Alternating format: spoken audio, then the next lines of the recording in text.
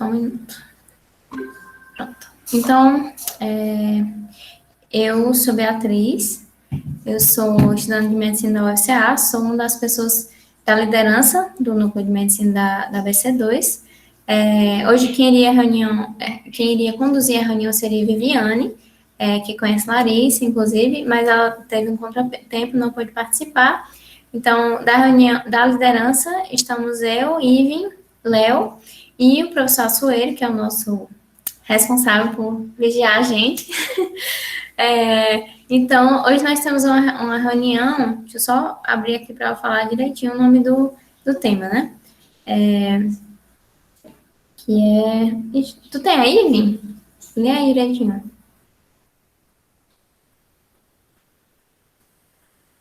É o que eu acabei de repostar. Uma compreensão acerca do sofrimento e da espiritualidade dentro da prática médica.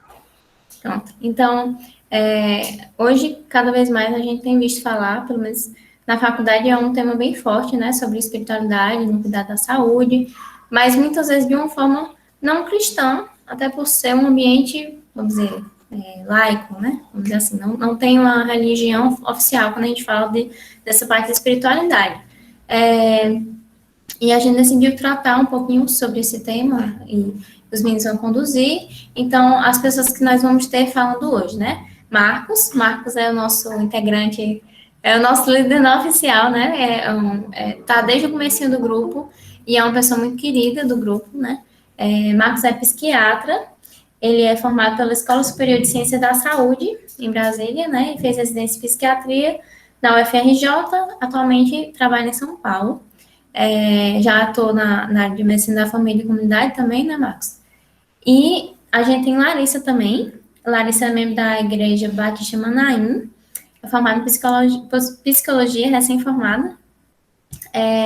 E tem divulgado muito sobre saúde mental, né, no meio cristão, mas principalmente com uma visão cristã, aconselhamento cristão e logoterapia. Então, eu vou pedir que Iven ore para iniciar a reunião, e aí depois eu vou passar a palavra para Marcos, para ele falar um pouquinho sobre o que ele se propôs a falar. Vamos orar. Pai, muito obrigado, Senhor, pela oportunidade que o Senhor nos deu aqui de mais uma vez nos reunirmos enquanto grupo, mesmo à distância. Muito obrigado pelo privilégio que o Senhor nos dá de termos esse meio para nos encontrar. Te peço que o Senhor abençoe essa reunião, Marcos e Larissa que falarão essa noite. Pai, para que as verdades que serão aqui expostas, que serão aqui discutidas, Pai, possam encontrar raiz em nossos corações para nos fortalecer, não só como médicos, mas principalmente como cristãos. Pai, como pessoas que pregam o evangelho de Cristo e que são agentes do teu reino, Pai, para espalhar essa boa nova. Te peço que o Senhor abençoe os dois e que possa conduzir esse momento, Pai, debaixo da tua graça, da tua misericórdia. Em nome de Jesus. Amém. Amém. Então, boa noite, pessoal. Privilégio estar aqui falando com vocês hoje, também dividindo essa conversa aqui com a Larissa. E eu queria começar a apresentar aqui. Vocês só me confirmam se vocês estão enxergando direitinho a apresentação, por favor.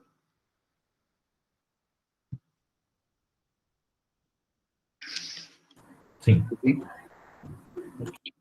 Eu não estou vendo vocês, então eu vou assumir que está indo tudo certo.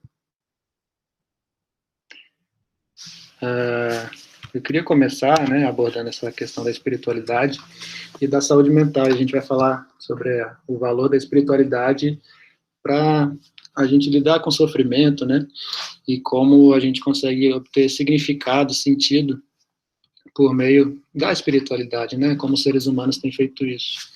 E é importante aqui colocar desde o início, né, que apesar de eu ser psiquiatra, da Larissa ser psicóloga, né, a gente vai abordar isso daqui, mas a abordagem da espiritualidade de um paciente, de qualquer pessoa, ela faz parte da prática de qualquer profissional de saúde, né? Então, qualquer um de nós, sejam médicos, enfermeiros, psicólogos, biomédicos, qualquer um de nós, a gente lida com essas coisas no cuidado dos nossos pacientes. E a gente precisa prestar atenção a essas coisas porque elas fazem parte da abordagem integral de uma pessoa, né, de um ser humano. E cada vez mais a literatura científica, ela tem se debruçado sobre isso, né, reconhecendo realmente essa importância da religiosidade, da espiritualidade, né? Então, antigamente existia uma certa animosidade quanto à religião, né, quanto à espiritualidade, mas cada vez mais tem se reconhecido esse valor, e até chega talvez a espantar, né, para alguns, que a própria Sociedade Brasileira de Cardiologia, por exemplo, na sua diretriz de prevenção de doenças cardiovasculares, ela dedica um capítulo inteiro para tratar essas questões de religiosidade, espiritualidade, no cuidado dos pacientes com doenças cardiovasculares. Então, esse é só um exemplo de como isso tem sido tratado de uma maneira bem ampla, né? E eu queria começar definindo, né, primeiro espiritualidade e religiosidade com vocês, porque acredito que essas definições, elas são importantes. Primeiro porque a gente precisa ter uma definição precisa, já que definir espiritualidade nesse contexto de pesquisa tem que ter uma certa delimitação clara, né, porque existe uma tendência, e na verdade não existe um consenso, tá, em relação a essas definições. As definições que eu vou colocar aqui são as que, na minha opinião, melhor refletem, né, esses conceitos, né, não são minhas, obviamente, mas são de um autor chamado Koenig, Harold Koenig, que é uma autoridade nesse assunto, mas que eu acho que são definições bem precisas, né? Muitas pessoas podem tentar definir espiritualidade ou religiosidade englobando alguns aspectos positivos de saúde dentro da espiritualidade, né? Por exemplo, propósito, significado da vida, bem-estar, paz interior, harmonia, equilíbrio, que são conceitos positivos e que em si eles já determinam algo de saudável.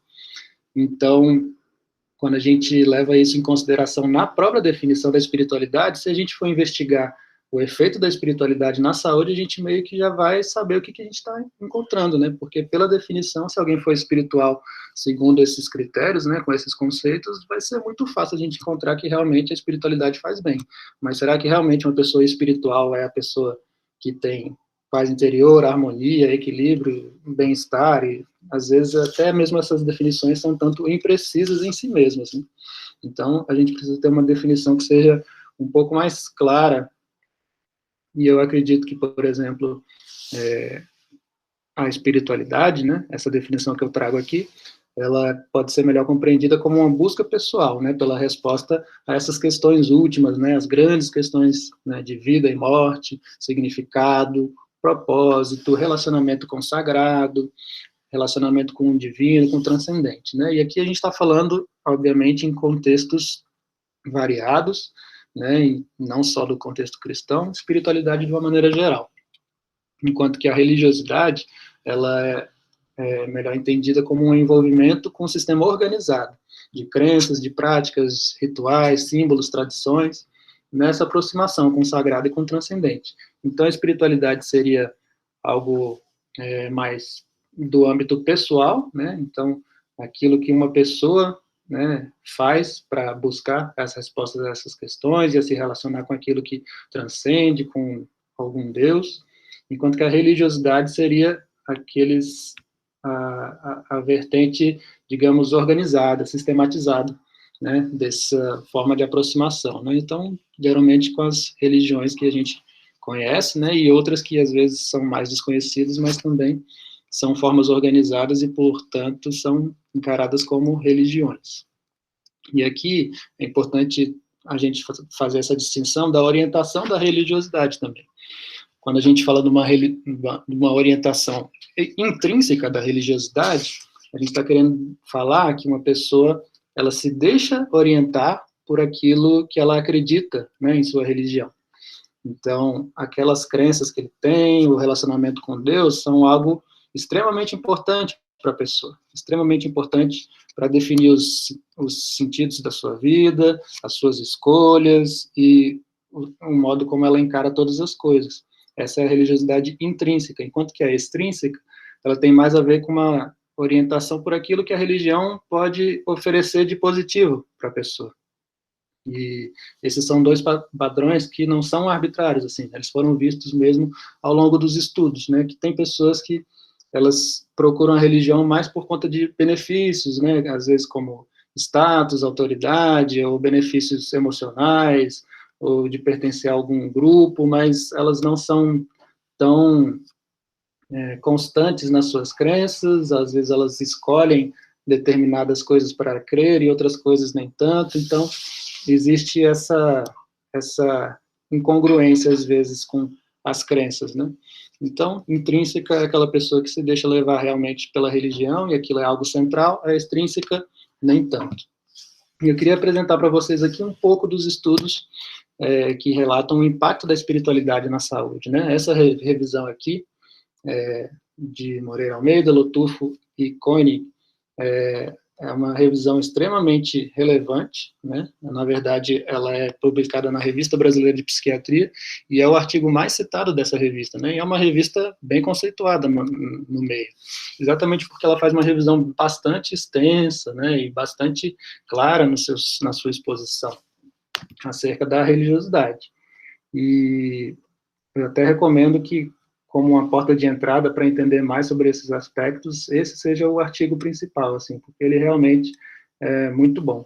E ele fala alguns achados aqui que eu vou descrever para vocês, né? A religiosidade, ela é associada, por exemplo, a maior bem-estar, em pelo menos 79% dos estudos, né? E aí, bem-estar associado a esses aspectos de satisfação na vida, de felicidade, afetos positivos ou entusiasmo, tá?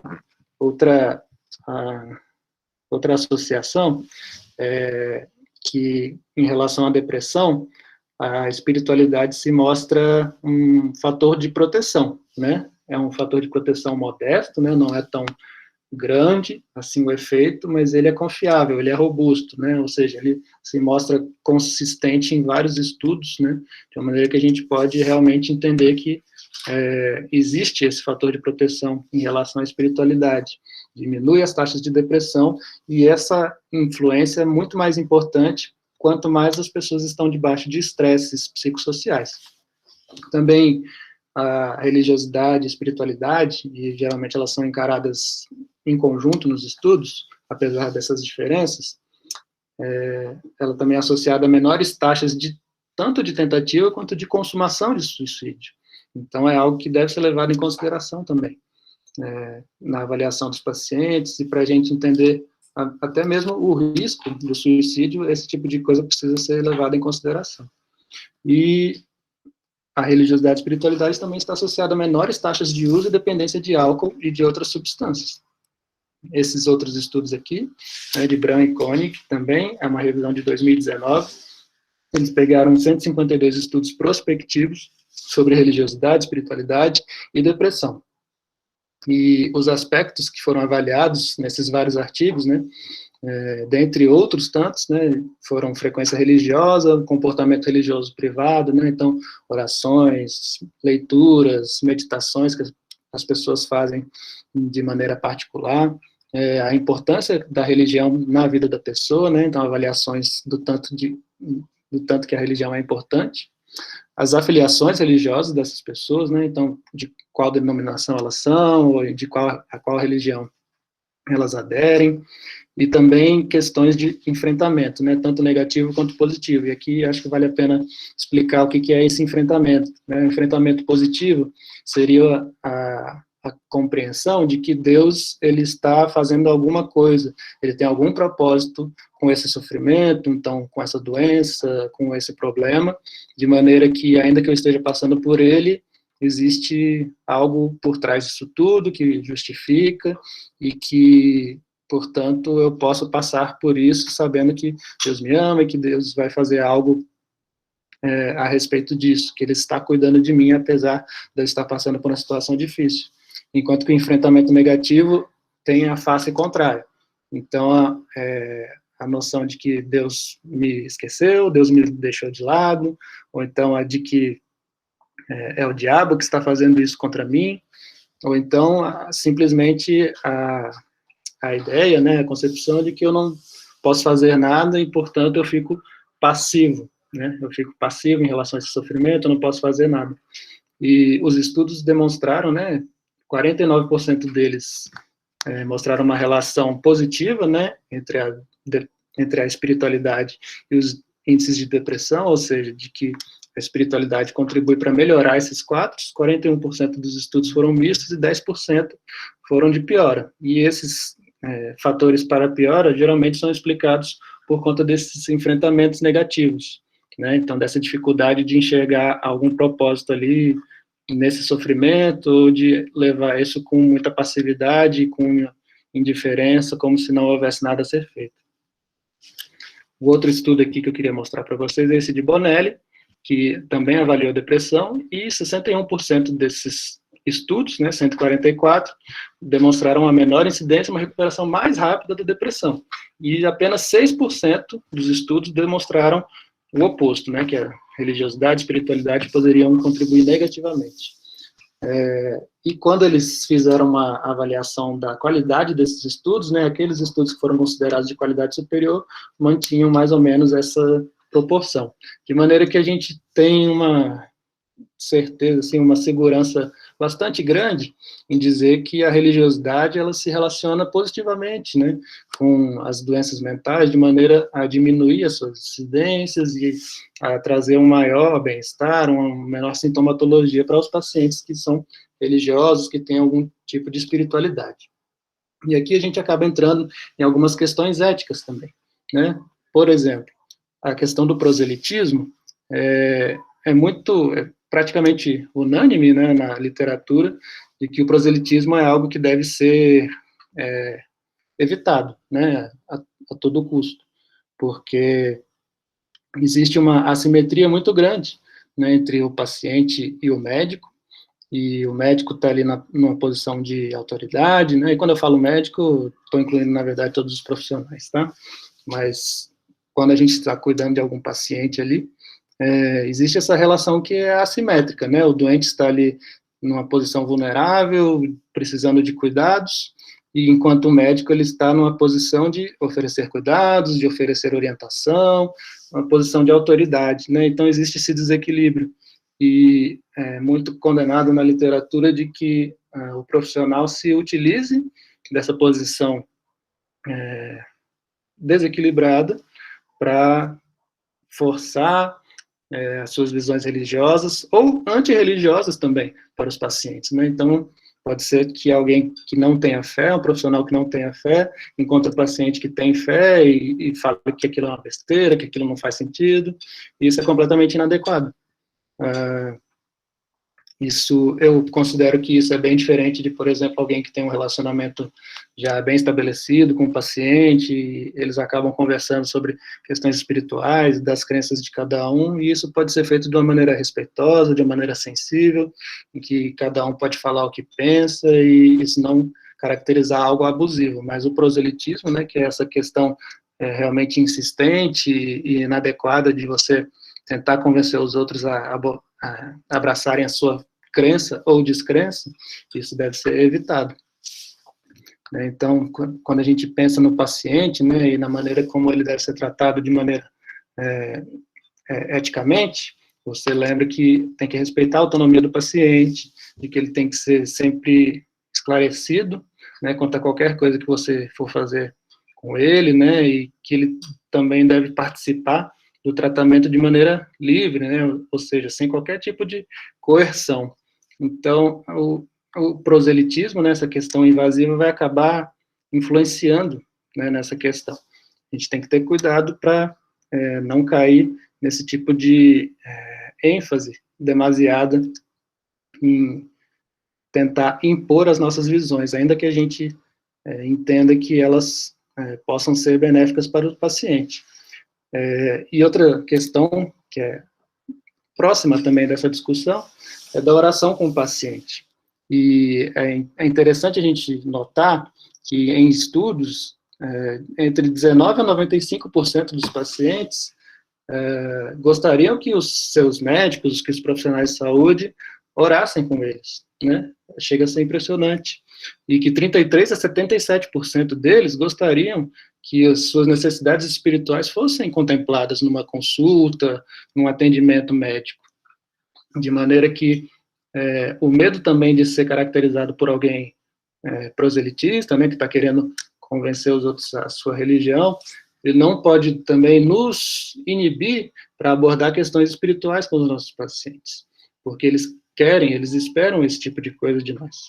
E, como eu tinha falado no começo, essa abordagem realmente vai fazer justiça a uma abordagem integral daquela pessoa. Então, a gente precisa ter atenção a esses aspectos. E aí, o que se fala também é que se os dois, né, o paciente e o médico, eles são da mesma religião, não existe muito conflito em relação a isso, né, e se os dois estiverem realmente confortáveis, eles podem orar juntos, e isso não vai trazer maiores empecilhos, inclusive pode ser uma maneira de se tentar entender, né, tentar investigar o que é mais importante para o paciente, né, naquele momento, que tipo de coisa é objeto de oração dele, para que isso também possa ser levado em consideração na hora do cuidado desse paciente. Mas, por outro lado, se houver algum constrangimento por parte do médico, né, e não quiser orar com o paciente também, isso também pode ser explicado de uma maneira sensível, de maneira clara para a pessoa e sem tanto constrangimento, né, falando que você tem um receio de uma interferência na relação, ou de que você não se sente à vontade com isso, sem maiores problemas, né, para que o paciente, até porque muitas vezes as crenças não são compatíveis, então que você não prefere, você não gostaria de fazer aquilo, ao mesmo tempo que se pode pedir o auxílio, por exemplo, de uma equipe de capelania, né, caso se esteja no hospital, ou de oferecer algum suporte religioso de outra forma, né, em relação ao líder da religião dessa pessoa, por exemplo, para que ela busque orientação com o seu grupo religioso. Então, existe isso que deve ser levado em consideração.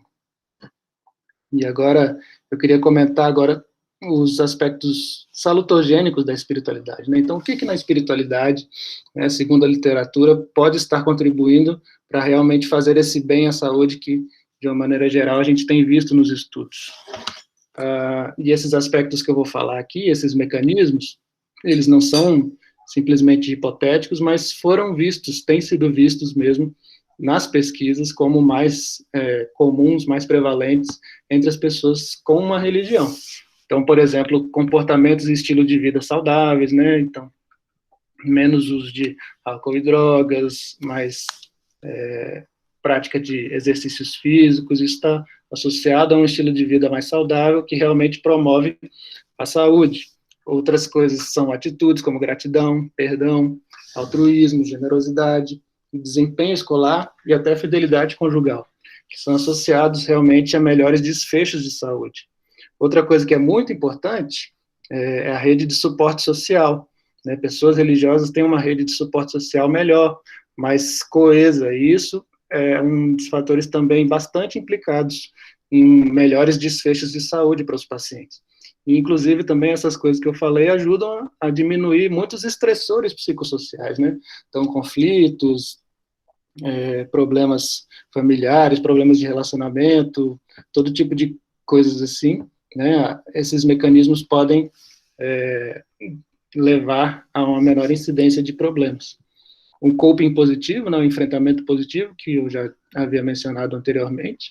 Então, essa noção de que pode haver um propósito, né, no sofrimento, de que isso pode ser usado para o bem, isso também faz muito bem, né, na saúde das pessoas. E as emoções positivas, como satisfação, bem-estar, esperança, otimismo e a noção de que existe significado e propósito. Esses são os mecanismos que têm sido aventados e provavelmente, na verdade, sejam mecanismos multifatoriais, né? Seja uma união dessas coisas aí que provoca uma melhor qualidade de vida, um menor índice de depressão e de melhora desses outros aspectos que a gente já mencionou. E aí eu queria comentar um pouco sobre a Bíblia e a saúde mental, né? Como é que a Bíblia, agora no nosso contexto cristão, né, trazendo aqui para perto de nós, como que a Bíblia pode contribuir positivamente para a saúde mental? E, na verdade, são muitas coisas que a gente poderia dizer, né? Eu queria apenas trazer aqui um pouquinho daquilo que o Tim Keller menciona numa de suas palestras, questionando o cristianismo, né?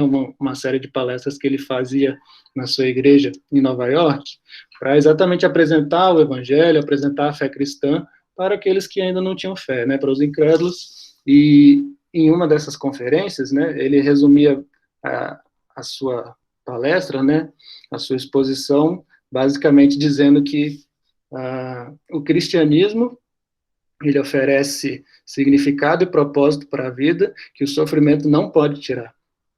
E isso é muito relevante.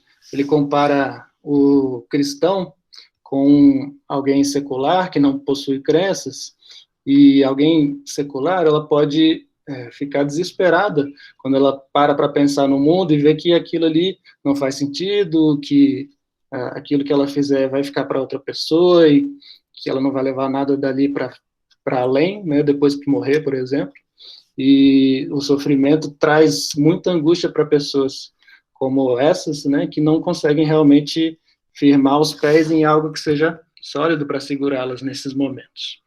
E, em comparação a isso, o Tim Keller, ele fala que o cristão, ele precisa pensar, né? Quanto mais o cristão pensa em relação à sua fé, mais ele consegue se firmar, né? Então, enquanto alguns podem usar como mecanismo de defesa o não pensar, parar de pensar e se distrair, né, com a vida e com as coisas boas da vida, o cristão, ele deve pensar mais, né, porque ele vai ser mais consolado.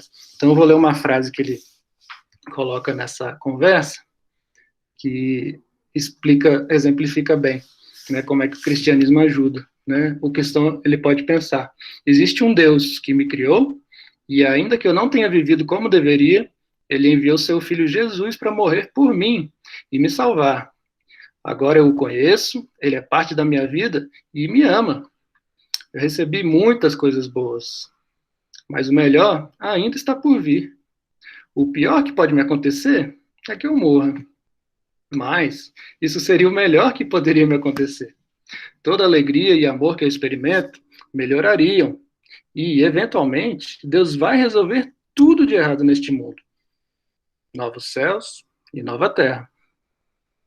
Então, quando você é um cristão e está passando por dificuldades, você precisa levar em consideração as implicações da sua visão de mundo e ser consolado por elas. E quando eu penso no poder que a Bíblia tem, né, que a nossa fé tem para realmente nos dar paz, eu lembro imediatamente desse versículo, né, de Romanos 8:28, que é o meu versículo favorito, né, pessoalmente. Né? Sabemos que todas as coisas cooperam para o bem daqueles que amam a Deus, daqueles que são chamados segundo o seu propósito.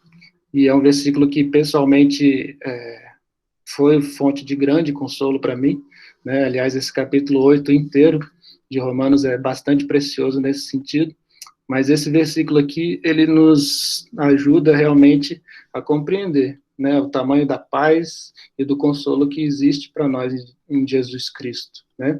Quando a gente entende que todas as coisas cooperam para o bem daqueles que amam a Deus, isso inclui, em especial nos momentos de sofrimento, o próprio sofrimento. Quando a gente sofre, a gente entende que por trás desse sofrimento, Deus pode estar fazendo algo muito bom nas nossas vidas, e que ele vai fazer todas essas coisas cooperarem para o nosso bem, mesmo que naquela hora a gente não consiga enxergar. Então a gente consegue alicerçar o nosso pensamento e as nossas angústias num Deus que cuida de nós, um Deus que nos ama e que faz todas as coisas para o nosso bem, mesmo que seja difícil de encarar isso. E isso realmente nos dá bastante esperança, nos dá bastante paz. Então, eu entendo que a Bíblia, ela tem a fé cristã, ela consegue realmente nos dar paz nos momentos de tormenta, né, de tempestade. E o Tim Keller é interessante, porque depois dele falar dessas questões, ele aborda o Viktor Frankl, né, e a sua experiência nos campos de concentração, de como as pessoas, né, segundo Viktor Frankl, que sobreviviam, eram aquelas que conseguiam transcender, né, a sua própria experiência daquele momento e colocavam a esperança deles e o motivo para se estar vivo em coisas além daquela experiência terrível ali do campo de concentração. E eu sei que realmente isso traz bastantes ecos, né, com a nossa crença, com a nossa fé, e é algo que realmente pode ser explorado para o benefício de várias pessoas. Mas eu entendo que a Larissa tem muito mais a dizer a respeito disso. Então, eu vou colocar agora, passar a palavra para ela, para que a gente continue conversando sobre essas coisas.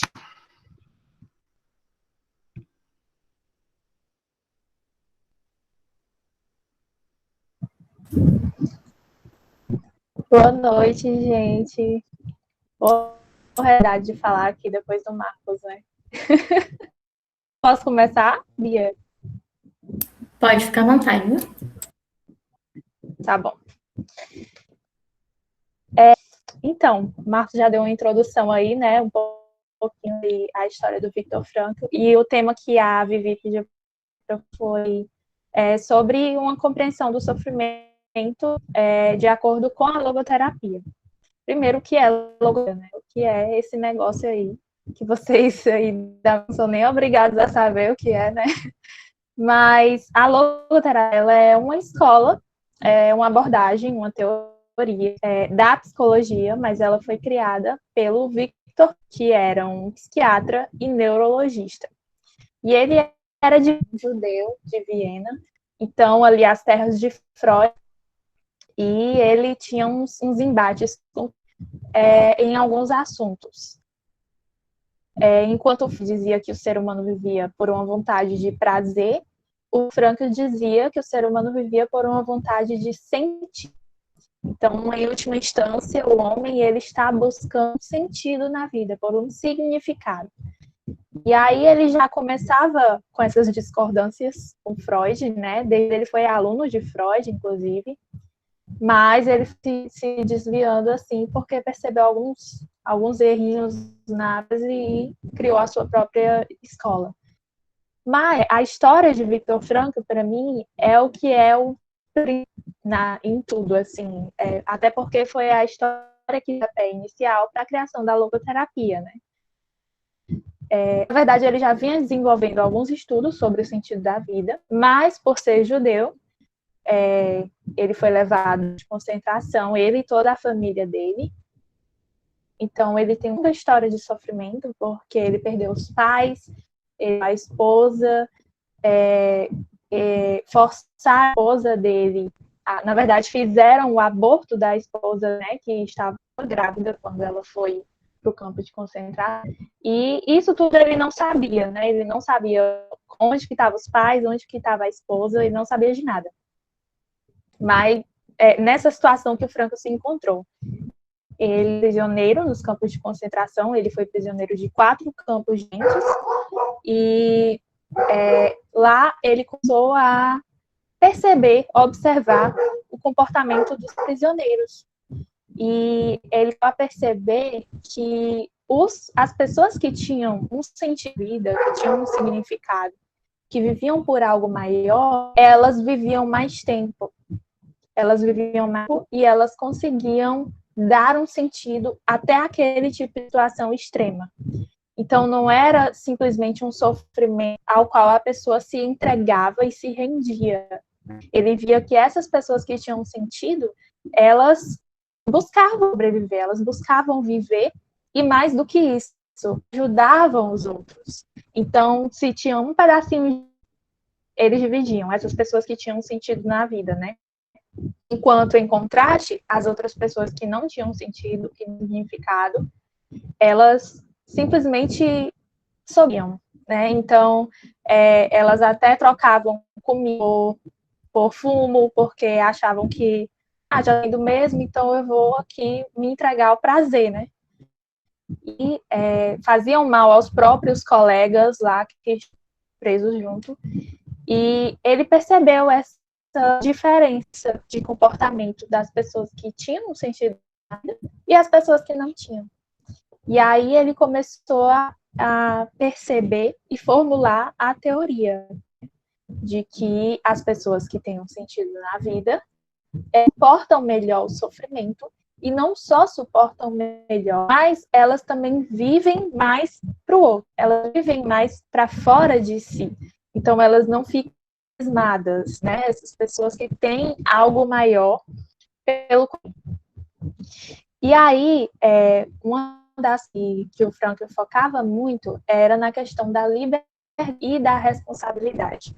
porque nesse tempo estava muito em alta as teorias da psicanálise e as teorias do behaviorismo, né? O behaviorismo diz que o homem, o comportamento do homem, ele é simplesmente gerado por uma situação.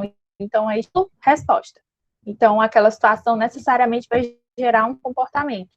E a psicanálise, o Frankl criticava justamente por essa questão de sexualizar tudo, também de associar tudo, questão do pai e da mãe. Então, o Frankl não gostava disso porque ele dizia que desresponsabilizava o ser humano, tanto o behaviorismo como a psicanálise.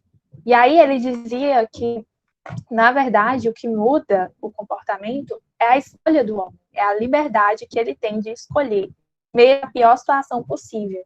E ele viu isso na própria vida, porque ele viu que no campo de concentração, ele tinha poucas opções de escolha, né? Ele não podia fazer muita coisa, mas ele viu, mesmo lá, ele ainda podia viver com sentido e ele ainda podia as pessoas.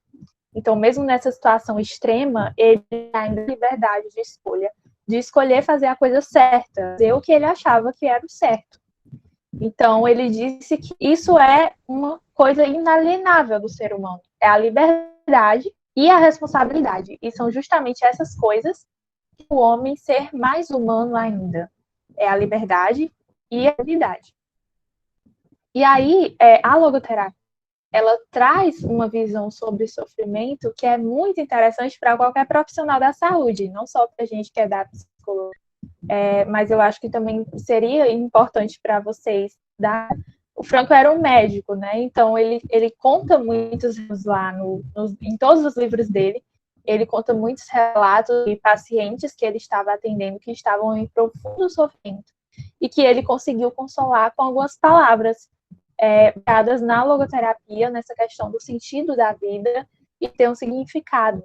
Ele contou uma história de uma enfermeira que estava internada e ela estava incapaz de se movimentar, estava lá de cama, né, no hospital, e essa enfermeira dizia que queria morrer, porque ela não faz sentido na vida dela, porque ela não conseguia mais fazer nada. Então, se ela estava incapacitada, a vida dela não tinha sentido. Se ela não podia se mover, fazer aos outros, não fazia mais sentido viver.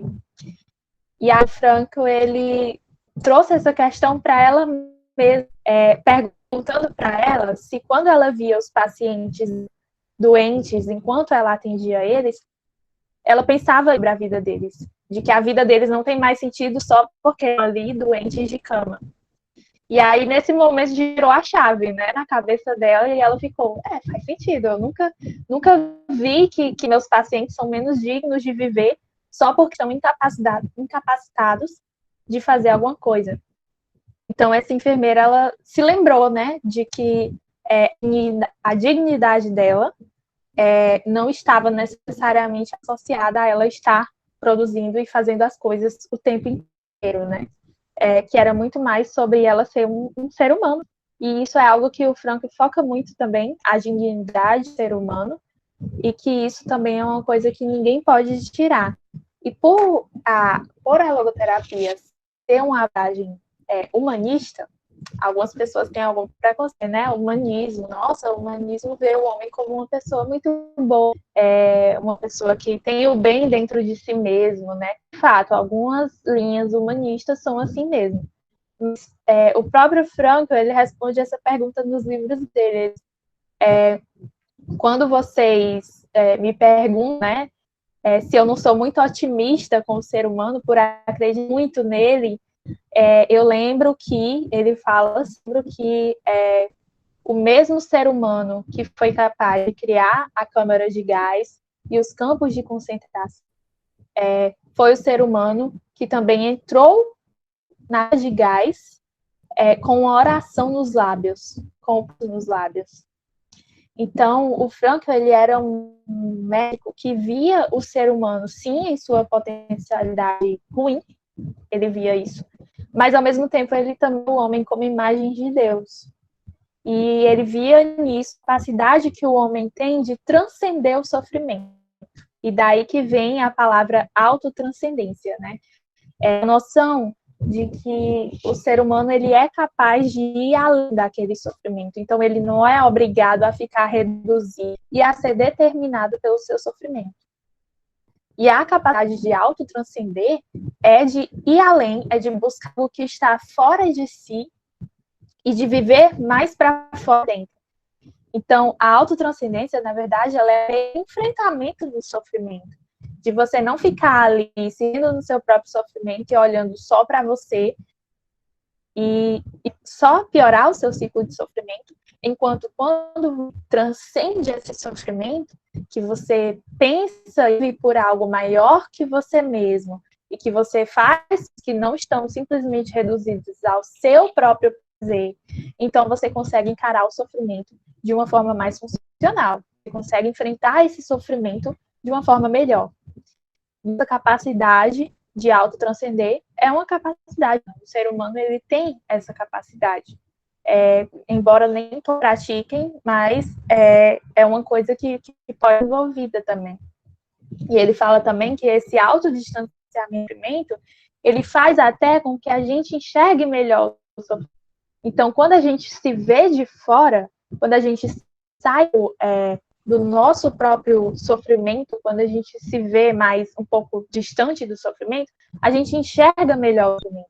Então, a gente consegue interpretar melhor a situação, a gente consegue se autodistanciar de nós mesmos e, ao mesmo tempo, um pouco melhor a situação e agir de uma forma melhor.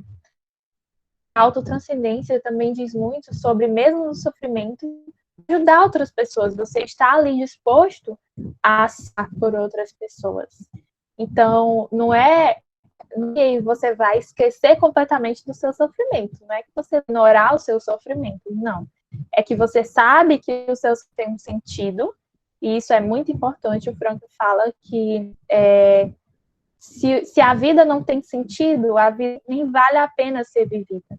E que o importante não é que a gente evite a todo custo a dor e busque a todo prazer. Mas o mais importante é que mesmo em meio à dor e ao sofrimento, a gente saiba que a nossa vida tem um sentido, que a nossa vida tem um significado. E para ele, o ser humano entender que a sua vida tem esse sentido, vai fazer com que suporte qualquer sofrimento, inclusive os do de concentração, que foi o que ele mesmo passou, né? Então a gente fica, não é só saber que eu tenho um sentido, que eu estou passando por isso aqui e está sendo difícil do mesmo jeito. De fato, muito difícil. Mas o que ajuda a gente a suportar e a lidar melhor com o sofrimento e não simplesmente se entregar ao sofrimento é entender esse sentido, é entender que a gente vive por algo maior que nós mesmos e que isso nos leva a agir com liberdade, a agir com responsabilidade e nos leva a autotranscender esse sofrimento, a ir para fora, a viver mais para fora do que para dentro, mesmo em ações mais difíceis. E aí, assim, a gente pode dar mil desculpas, né? Mas toda vida que alguém fica dando desculpas quando eu conto as histórias do Franco, aí eu falo, gente, o homem passou por quase de concentração e ele disse que é possível. E nossos sofrimentos, assim, hoje, de certa forma, às vezes não são tão grandes quanto esse, né? Não são tão extremos. E a gente ter esse exemplo de situação extrema para entender que é a situação. Então, não é simplesmente a situação que determina o meu comportamento. E é aí que o behaviorismo erra. E mesmo na situação mais extrema, eu posso agir como que tem dignidade, que tem liberdade, que tem responsabilidade. Então, mesmo na pior situação de sofrimento, eu ainda tenho escolha de como eu vou agir. Eu tenho a minha liberdade. Então, eu não sou obrigado a ceder a que o ambiente ao meu redor diz, né? Por exemplo.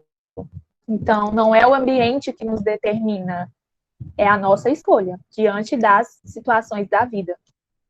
E isso é uma lição que também aprendi muito com o Franco, porque hoje em dia as pessoas querem usar qualquer coisa para gerar o próprio comportamento, né? E isso é muito prejudicial. Enquanto a gente não se responsabiliza pelo nosso comportamento, a gente não muda. Então, a gente tem que assumir que, não, eu tenho uma escolha diante das situações da vida. Eu sempre tenho escolha.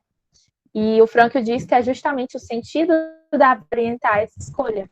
É de acordo com o sentido da vida de cada um. E aí,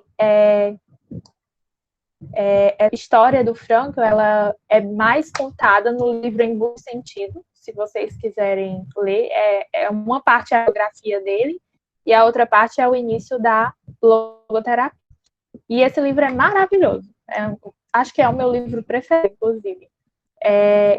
Tem outro livro que é muito bom para vocês da medicina, que é o Psicoterapia Todos. E o Frankl, ele era médico, né? Mas ele fazia psicoterapia. Então, ele estava com coisas que talvez vocês também lidem. E ele tem muitos casos, muitos relatos do que acontecia com os pacientes. E que eu acho que pode ser muito interessante.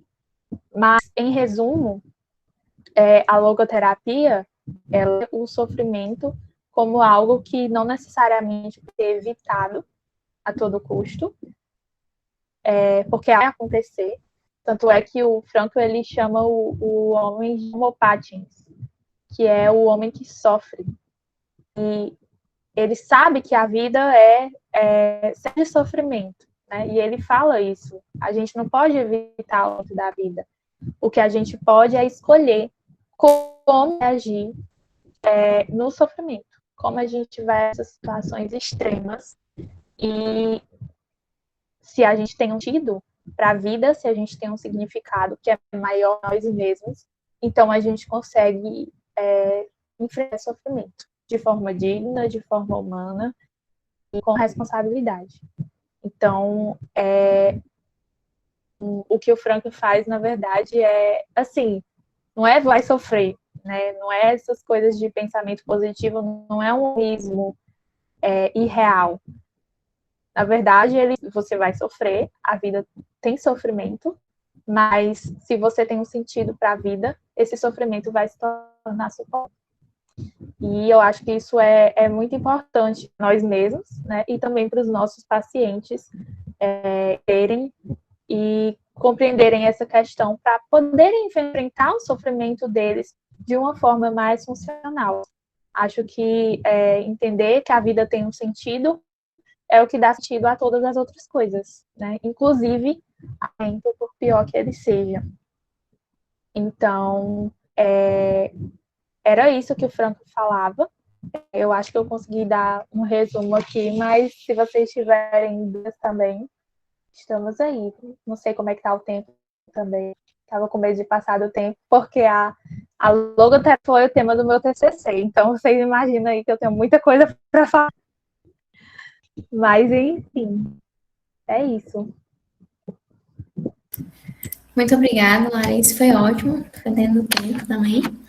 Aí, no nosso esquema, assim, de reunião, geralmente é assim. A gente tem a abertura, né? E aí, ao final, quando sobra tempo, a gente abre para alguns comentários ou perguntas, né? Então, as inscrições estão rolando aí no chat. E aí, eu fui a primeira a me inscrever, então eu vou comentar. Fazer uma polêmica. Não, na verdade, não é polêmica, realmente é assim, porque eu já falei. Eu sempre falo dos mesmos livros, nas mesmos trechos, né? Nas reuniões sempre. Então, eu já comentei sobre esse assunto, tanto no grupo quanto em outras reuniões. Então, eu acredito que, na verdade, não é polêmica, né? É só um contraponto, talvez, que na faculdade, a gente geralmente, quando a gente vai falar sobre espiritualidade, a abordagem muitas vezes é mais essa que o Marcos deu no início. E ela é importante, principalmente dentro da nossa perspectiva mesmo de profissional da saúde. Às vezes a gente lida com pessoas que têm um pensamento ainda muito... apesar de hoje em dia tá sendo cada vez mais incentivada a espiritualidade, né, seja no qual for e tal, a busca por algo transcendente ou não, né, mas ainda existe muita resistência. Às vezes você escuta comentários, esses dias eu vi até uma pessoa dizendo assim, era uma médica, se não me engano, no Twitter, dizendo assim, porque eu ouvi alguém falando, graças a Deus que tá tendo vacina, e tipo, nossa, graças a Deus, por isso que esse país não vai para frente, porque a pessoa acha que a vacina é o cara de Deus, então, tipo, ainda existe muitas vezes uma visão negativa, e muito negativa, da religião, e hoje em dia muito em relação a cristianismo e a evangélicos, né, principalmente, de que é isso, de que a pessoa vai lá só para ser manipulada, só para ser roubada, não sei o quê. Então, eu acho que é importante a gente trazer esse lado, né? Mas, assim, tem um livro que eu gosto muito, eu não terminei ainda, mas eu gosto muito, que chama... É sobre demência, né? E o autor, ele vai falar sobre uma perspectiva teológica, né? E uma abordagem da demência considerando a visão cristã, né? E aí ele fala, por exemplo, assim, que o meu objetivo aqui não é dizer como que a visão cristã pode ser benéfica para pacientes com demência, embora ele acredite que essa visão pode ser benéfica, né? Mas como o foco dele é teológico, ele comenta assim, que o objetivo da teologia, né, e do cristianismo, não é simplesmente o objetivo principal, né, e último, não é reduzir a ansiedade, nem curar a depressão, nem trazer sentimento de bem-estar. E ele comenta assim, até porque a visão bíblica, né, de shalom, de paz, né, ela se dá considerando um Deus real, presente, e que em momento de confronto e de consciência da presença desse Deus, muitas vezes vai nos trazer sentimento de conflito, né, de consciência da nossa própria maldade, de consciência da nossa dependência, e entre outras coisas que não vão ser necessariamente bem-estar, né? Então, nós meio cristãos, muitas vezes a gente tem sentimentos ruins, entre aspas, né? Quando a gente se depara com o pecado, com a nossa incapacidade de seguir as nossas próprias crenças, né? Quando a gente tem conflitos entre uma coisa que a gente precisa fazer e aquilo que a gente quer fazer, e traz sofrimento psíquico, de certa forma, né? Mas dentro da perspectiva de teologia, o objetivo do cristianismo, da religião, não é simplesmente reduzir a ansiedade e coisas desse tipo, né? Ele tem um objetivo maior que transcende isso, né? Até por ser algo que não diz respeito só a esse mundo, né? Então, eu acho bem interessante, assim, esse comentário que ele fala, né? De que a nossa visão, se nós queremos que nossa espiritualidade cristã, ela tem a ver com a eternidade, né? Com Deus real. Muitas vezes, na verdade, a gente vai viver uma espiritualidade que vai trazer um pouco de sofrimento à nossa saúde mental, né? Entre aspas, né? Mas só em relação quando você considera só bem-estar, né? Em alguns momentos, essa espiritualidade vai quebrar um pouquinho desse bem-estar, né? Mas isso não significa que a religião seja algo ruim, né? Porque a gente não pensa simplesmente em bem-estar, mas a gente acredita em algo maior, né? Em pessoas que são mais do que simplesmente bem-estar e bons sentimentos, né? E um outro comentário é em relação ao artigo. Eu tenho certeza que o Tuporém tinha publicado esse artigo em português. Não encontrei em português, eu só encontrei o original, né? Que é um artigo do Jornal de Ética da Associação Americana de Medicina, muito interessante. A pergunta do artigo é o seguinte, né? O que é que médicos deveriam fazer, e capelães, né, deveriam fazer quando um paciente acredita que Deus quer que ele sofra, né? Então, a gente, como profissional de saúde, um dos nossos objetivos é aliviar o sofrimento, né? Seja psíquico ou físico mesmo. E aí era um caso que ele apresentava de um paciente que ia passar por uma cirurgia ou que estava com doença, e ele tinha um passado, não lembro se era alcoolismo ou se era de abandono familiar e tudo, né? E ele, naquele momento, tipo, ele não queria toda a anestesia ou toda a analgesia que era possível ser oferecida a ele, porque ele acreditava que Deus queria que ele sofresse, ele estava pagando pelo que ele tinha feito, né? E esse era um pedido do paciente, né? E aí o artigo era falando como você lidar com isso. E ele falava algumas coisas, né? Sobre responsabilidade, de que tem certas, por exemplo, não posso submeter um paciente a uma cirurgia sem anestesia, né? Vou matar o paciente. Então, tem coisas realmente que eu não posso fazer, mas, assim, ele debate sobre essa questão de uma decisão compartilhada, né, em relação ao tipo de dor. Mas uma coisa que eu acho muito interessante que ele comenta os autores do artigo, eles defendem que é possível, nesse momento, o médico, né, não, claro que essa relação, como o Marcos falou, ela é desigual, né, mas, assim, é possível ele ter uma relação médico-paciente em que seja possível conversar e questionar essas crenças, do tipo, chegar para ele e perguntar assim, por que você acredita que Deus quer que você sofra, né? Por que você acredita dessa forma? Então, e desafiar as crenças do paciente nesse sentido, né? Não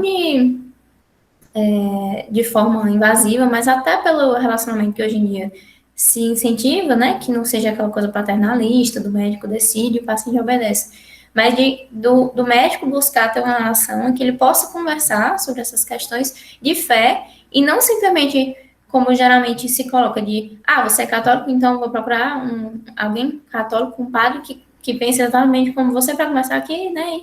E dar o que você está pedindo. Mas de conversar, você, como médico, está ali, mesmo não acreditando exatamente na mesma coisa que ele, mas conseguir conversar de igual para igual, né? Com certas limitações. Então, eu acho essa visão interessante para lidar com algumas questões de proselitismo. É um assunto complicado, tanto que merece uma reunião só sobre isso, né? Porque tem a questão de, realmente, eu acho que, assim, se a gente se colocar no lugar, vamos dizer que eu, sendo cristã, seja acometido por uma doença grave, naquele momento de fragilidade, alguém de outra religião começa comigo, e eu me convenço naquele momento, e né, graças a Deus, eu melhoro, e depois que eu saio daquela situação, talvez eu me sentisse assim, né, vamos dizer, que alguém se aproveitou da minha fragilidade, né, emocional, para mudar um pouco, né, então, realmente é uma questão delicada, mas ao mesmo tempo, como cristãos, a maioria de nós crê em vida eterna, em morte eterna, né, e às vezes, diante de certas situações, você se sente, inevitável você não querer oferecer algum alívio, não só se você não pode oferecer um alívio de dor, de algo assim, mas você trazer um alívio eterno para ele, né? Então, não é uma questão fácil, né? Tanto que eu nem vou tentar debater muito sobre isso aqui. Mas eu acho interessante essa proposta desse artigo, né? De você tentar, em certos momentos, conversar com o paciente de igual para igual, né? Na medida que isso é possível, e propor certos questionamentos, né? Tentar conversar com o paciente e também se deixar conversar, né? Se deixar ouvir o lado dele, de repente até ser convencido por algumas coisas, né? E da mesma forma, se você está querendo que ele se abra para ver o que você está dizendo, você também tentar escutar, né? E não se sentir simplesmente como alguém está ali para oferecer algo e acabou-se, né? Mas se você está querendo que ele escute você naquele momento, você tenta escutar ele também, o que ele tem para dizer. Então é isso que eu queria comentar. Eu queria comentar um pouquinho, Bia, rapidinho.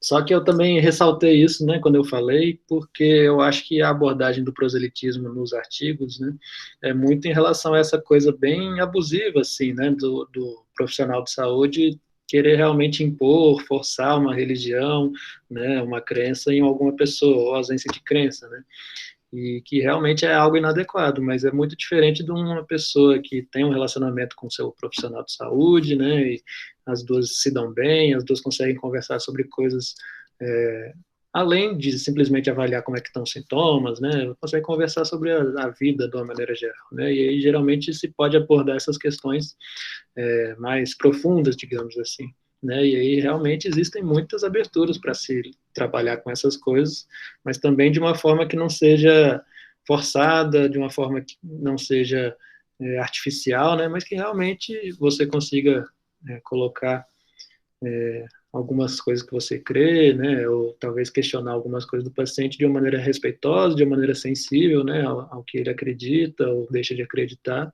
ao mesmo tempo em que você também não está forçando, né, você está simplesmente tendo uma conversa ali, natural, né, então nesse sentido realmente não acredito que haja problema, né, acho que o problema é mesmo ser forçoso. Mas também só rapidinho falar que uma das críticas para a definição ampliada, né, da espiritualidade é exatamente essa, né, de que muitos acabam passando por uma medida de sofrimento quando eles aderem a uma religião. Então, você colocar medidas de bem-estar como definidor, como parte da definição de espiritualidade, acabam confundindo as coisas e realmente nem sempre é isso que acontece, né? Às vezes a gente passa por umas uns problemas, né, uns percalços até conseguir ter um bem-estar, assim, né? E a outra coisa, né, que eu acabei não mencionando, mas a religiosidade extrínseca, né, que é aquela que a pessoa não adere completamente, que ela adere à religião por alguns benefícios que ela percebe, ela é outro fator que é usado para explicar os desfechos ruins, né, por exemplo, da relação da espiritualidade com a saúde mental. Então, é como se você fosse recomendar, sei lá, uma pessoa para, não, arranja uma religião para você, vai acreditar em Deus, que isso aí vai fazer bem para você, e talvez não faça bem. Talvez a pessoa vai se envolver com a religião apenas de uma maneira superficial, artificial, e isso vai causar aí mais problemas para ela. Então, realmente não é esse o foco, né, da abordagem da espiritualidade na saúde. Posso seguir? Pode. Tudo bem, gente? Boa noite. Eu sou o Léo, eu também faço parte da liderança do grupo. Eu não falei no começo porque eu estava sem microfone e eu estava comendo. Mas, Larissa, prazer em recebê-la aqui. Sinta-se sempre bem-vinda para estar participando com a gente. Marcos já é da casa, né? Foi muito bom ter vocês aí falando. Eu até estava pensando assim, cara, que ideia chamar os dois ao mesmo tempo. Eu devia ter chamado um para cada reunião para poder explorar melhor, né? Porque realmente foi muito bom. E, Marcos, eu só queria comentar como você está com cara de pai de família. Eu estou impressionado. Tá. Você quer dizer que eu tô com cara de cansado, é isso? Não sei, mas podem concordar comigo, todo mundo, porque tá com muito cara de pai de família. Obrigado, eu queria comentar primeiro a palestra do Marcos, que eu acho que o tema de espiritualidade é um tema que ele tá bem em voga hoje em dia, principalmente na medicina, né? A gente vê nos congressos. Eu tive uma experiência no Congresso de Medicina de Família sul-brasileiro que aconteceu em Florianópolis há uns 3 ou 4 anos atrás, que resume bem para mim essa situação, que é o palestrante, ele começou a palestra era um fórum, né? Quando a gente fala de espiritualidade em saúde, a gente sempre fala a gente sempre vai estar falando de forma enviesada. E eu fiquei extremamente impressionado porque ele falou isso foi tão cristão reformado do Ayverdiano que eu fiquei impressionado, assim, meu Deus, ele concordaria com Doiver falando sobre a crítica à autonomia do pensamento, assim, racional, né? No sentido de que todo mundo tem uma religião, todo mundo tem um viés pessoal e sempre vai colocar isso na sua fala. E falar de espiritualidade é falar sobre... a gente não tem como fugir disso. É uma coisa... A gente pode falar de matemática, pode falar de um monte de coisa sem enfiar a nossa cosmovisão. Mas quando a gente fala de espiritualidade, a gente com certeza vai falar disso. E eu acho bem interessante, porque como para mim existem dois grandes pilares assim problemáticos nessa questão da espiritualidade na saúde. Uma é a espiritualidade fantasmagórica que se criou, assim, essa ideia meio etérea de espiritualidade, assim, que eu acho que principalmente vem bastante forte quando a gente escuta pessoas que são mais de uma cosmovisão mais de um espiritismo kardecista, talvez de uma religiosidade mais oriental, do budismo, do hinduísmo, que vê uma coisa um pouco mais assim, mais etérea da espiritualidade, uma coisa mais impessoal. Até eu gosto de pensar, é sempre engraçado, quando a gente vai ver um artigo de espiritualidade e saúde, o negócio já abre com uma flor de lótus, assim, né? Já tem uma imagem de uma flor de lótus, assim, na entrada, para refletir mais ou menos isso, assim, o que ou que muitas vezes faz com que nós que somos cristãos, que temos uma espiritualidade bastante concreta, bastante encarnacional, que é uma coisa que faz bastante parte da nossa espiritualidade, bastante não apenas transcendente, mas imanente, faz com que a gente olhe meio estranho, assim, às vezes a gente não consiga nem entrar nessas discussões, mas pelo fato de ser uma discussão tão aberta, a questão do viés seria um motivo interessante da gente entrar, porque eu vejo que a espiritualidade em saúde, ela também tem servido como uma grande porta para abertura de pseudociências e algumas questões, porque, por exemplo, se tiver uma liga de espiritualidade dentro da faculdade, muitas vezes essa mesma liga que vai promover coisas do tipo assim, curso de Reiki, curso de toque terapêutico, coisas assim que muitas vezes não tem efetividade clínica comprovada, mas por ter uma carinha de espiritualidade, acabam ganhando cara de ciência, porque espiritualidade faz bem para a saúde. Então, acho que isso é uma coisa bem interessante a se pensar. E até porque, daí já viria para o segundo problema, né, que é o uso utilitarista da fé e da religião através desse mecanismo de espiritualidade, assim, tipo, porque eu acho que vai bastante com o que tu falou sobre religiosidade extrínseca, assim, porque eu lembro de uma palestra também, de um outro fórum de medicina de família que eu fui, um fórum não, esse foi num congresso que daí era sobre uma apresentação de TCC, de uma menina que estava falando sobre espiritualidade dos estudantes de medicina, e ela colocava, assim, como uma coisa, mas eu sou muito espiritual, eu sou uma pessoa que faz meditação 20 minutos por dia, e eu não preciso ir em nenhuma comunidade local, porque isso é a minha espiritualidade, ponto. Então, meio que espiritualidade se tornou qualquer coisa que pareça transcendente ou possa parecer transcendência. E muitas vezes, e eu acho que um bom exemplo desse uso utilitarista da religião para busca de saúde, o que devia ser o contrário, né? A gente devia, a nossa saúde devia ser um meio para que nós tivéssemos para nós pudéssemos exercer a nossa fé de forma mais ativa no mundo. Pelo menos é uma das coisas que a gente estava discutindo na região sobre comunitarismo, né? Na reunião sobre comunitarismo, que eu acho que uma boa visão é a escola da vida, né, do Alain de Botton, que ele vai falar, que tem um TED Talk dele falando do ateísmo 2.0, né, que é assim, eu não preciso ser religioso, eu posso ser ateu, mas eu posso me beneficiar de todas as coisas boas que a religião traz, como, por exemplo, os calendários litúrgicos, o hábito de leitura, o hábito de meditação, as peregrinações, todas essas coisas, as peregrinações espirituais, né, de viagens e coisas assim.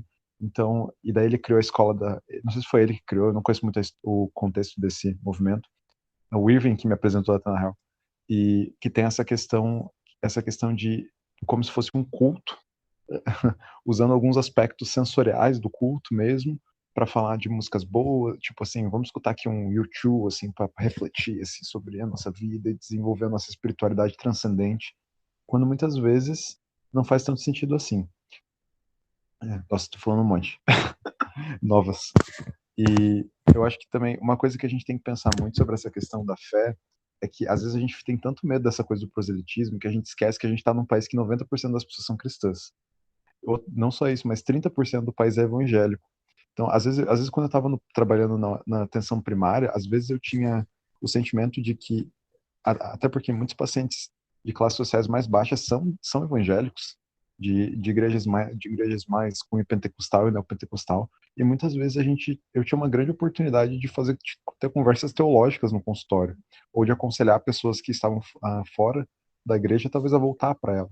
Então, às vezes a gente esquece que o proselitismo, ele pode ser extremamente abusivo, mas assim como o Marcos colocou, às vezes a gente desenvolve um relacionamento médico-paciente que nos permite, de forma horizontal, ajudar as pessoas nas questões de fé delas. E nós, como cristãos, vamos ajudar muito, porque a nossa espiritualidade, ela conecta com a espiritualidade dos nossos pacientes na grande maioria das vezes. Por mais que ele seja um católico não praticante, por mais que ele seja um evangélico que está afastado da igreja, na grande maioria das vezes, tipo, nós ainda no Brasil, ainda na grande maioria das vezes, temos uma espiritualidade que conecta com os nossos pacientes. E eu acho que só para fechar, colocando a questão da autotranscendência que a Lara trouxe, eu gosto muito do Viktor Frankl, apesar de eu não ter lido completamente um livro dele. Sou poser, né? Adoro Doiver, nunca li Doiver, adoro Frank, nunca li Frank, mas assim, faz parte, né? Que eu acho que quando a gente pensa que a lei de Deus, Jesus coloca, né, que a lei de Deus, ela se resume em amar a Deus e amar ao próximo. Isso fica tão explícito que é essa autotranscendência, porque é exatamente sobre você não se amar, é sobre você tirar o ponteirinho do teu amor e você treinar os teus amores para que eles amem a Deus e amem ao próximo. Essa é a nossa vida gira em torno de nós aprendermos a amar melhor a Deus e amar melhor ao próximo. Leonardo. Nossa, não faço a menor ideia o que isso significa, Marcos. Mas é isso aí, gente, já falei bastante.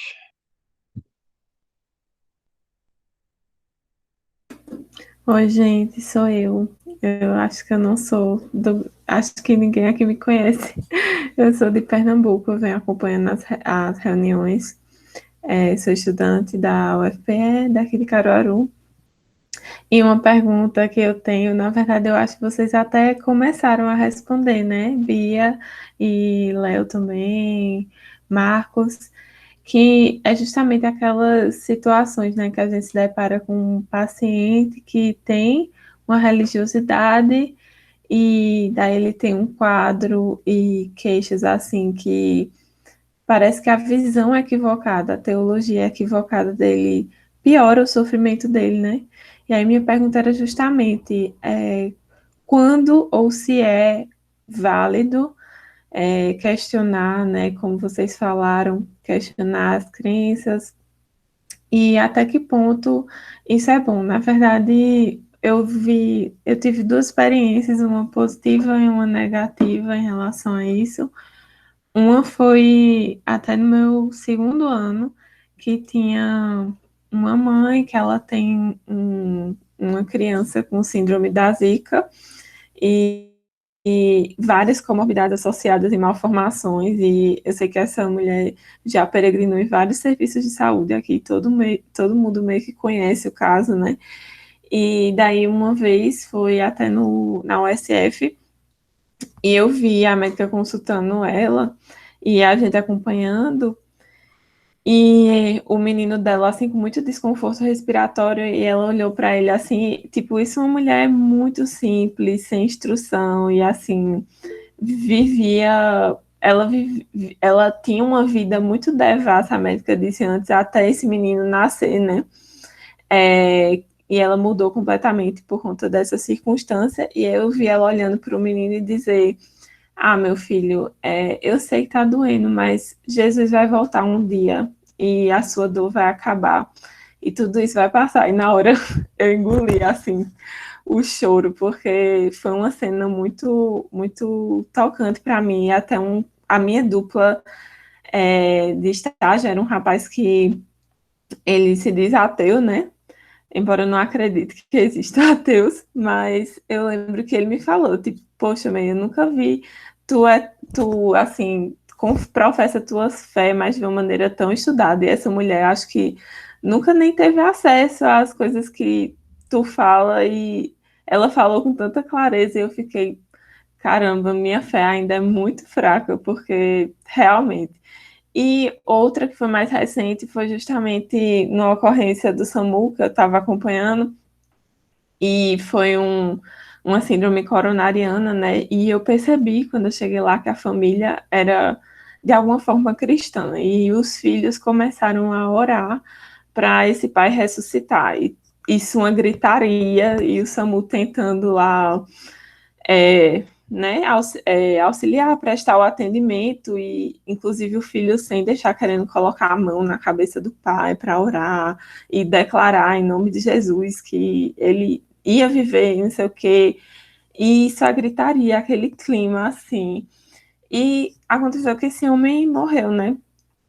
E eu vi assim eles falarem, orando, gritando, sabe, coisas muito fortes que, claro, estavam no momento exato assim do luto.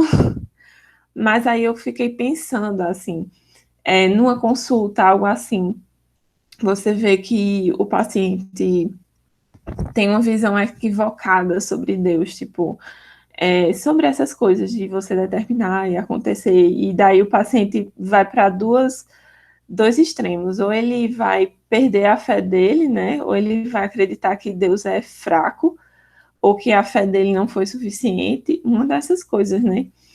E aí eu fiquei me perguntando, só que como eu falei, eu acho que vocês até iniciaram, né, Bia falou aí muito bem, da gente questionar as crenças em momento propício, com toda a empatia, e quando for o momento certo, né, quando abrir para isso. E é engraçado porque antes eu achava que nunca ia ter, eu nunca vou ter esse tipo de oportunidade. E daí é engraçado, porque realmente os pacientes perguntam assim, diretamente, o que é que você acha sobre isso? O que é que você acha sobre isso que eu estou pensando? E pede assim, diretamente, né, um respaldo seu. E às vezes a gente não espera assim que tenha essas oportunidades, mas realmente tem.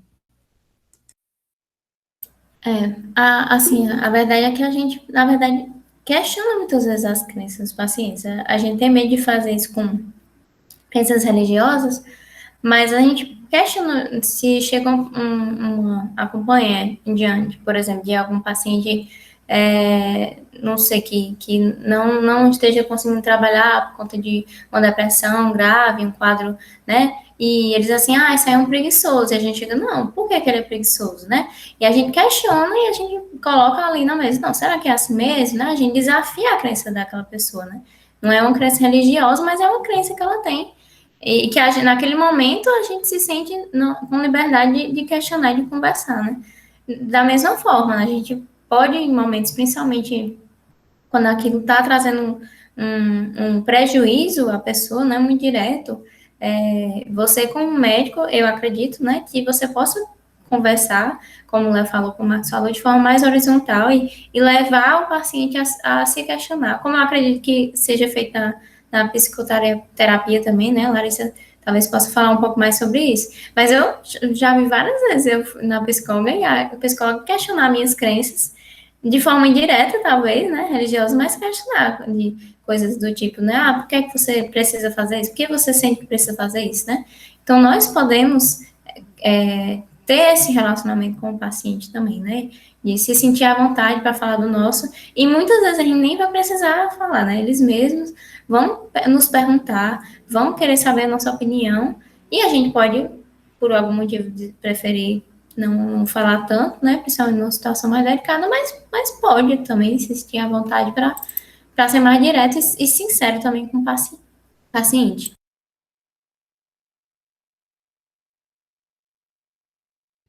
Eu acho que outra coisa também que tem que ser levada em consideração é que às vezes você percebe até algum problema, mas sei lá, quando é um cristão você até consegue dar alguma opinião assim, né? Porque você também então você consegue falar alguma coisa a respeito. Mas quando é de alguma outra religião, né, é uma crença diferente da sua, fica mais complicado.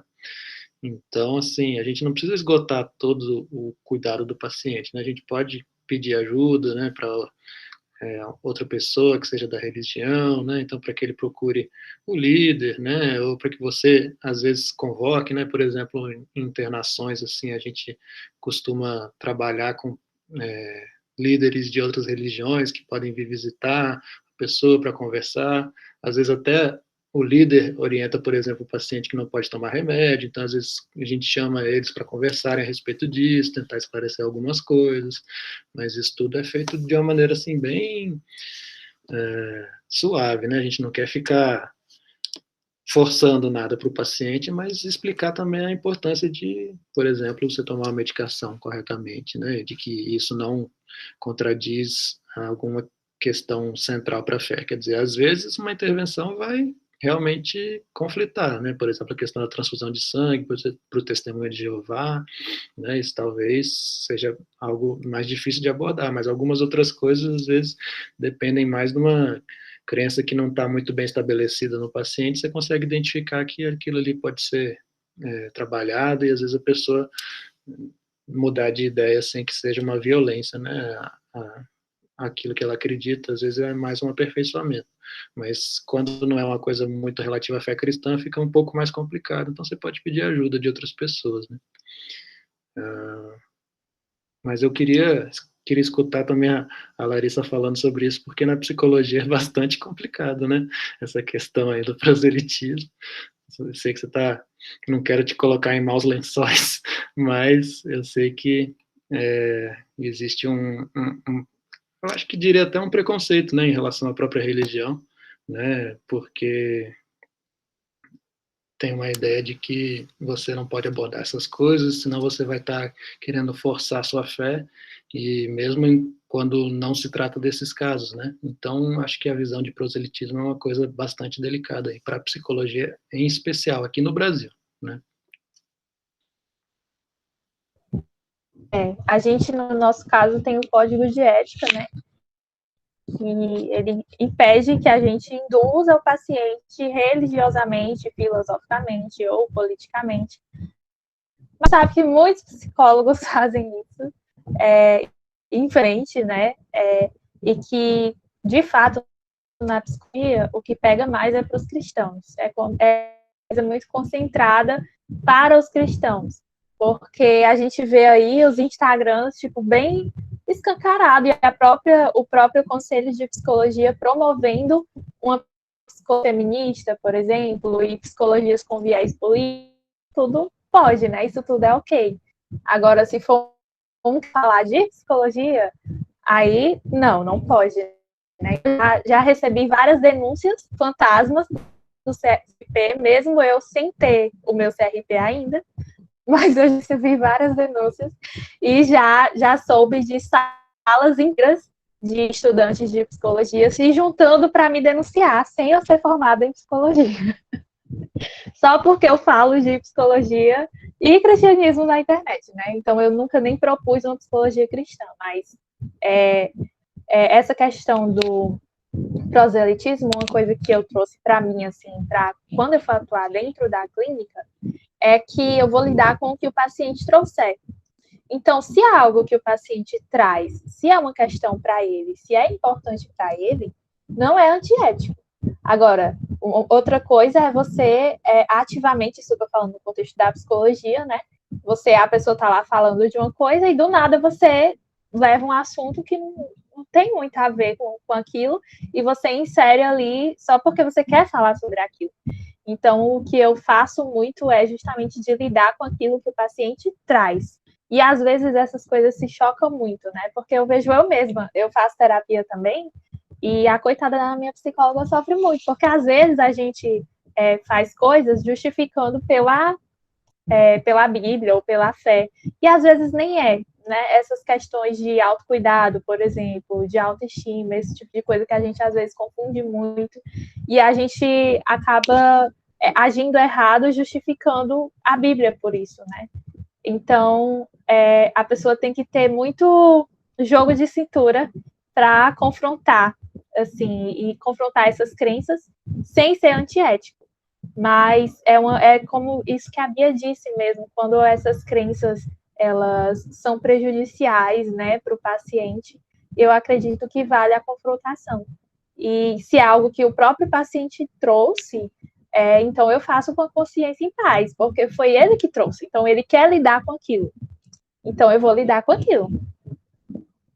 Basicamente é isso.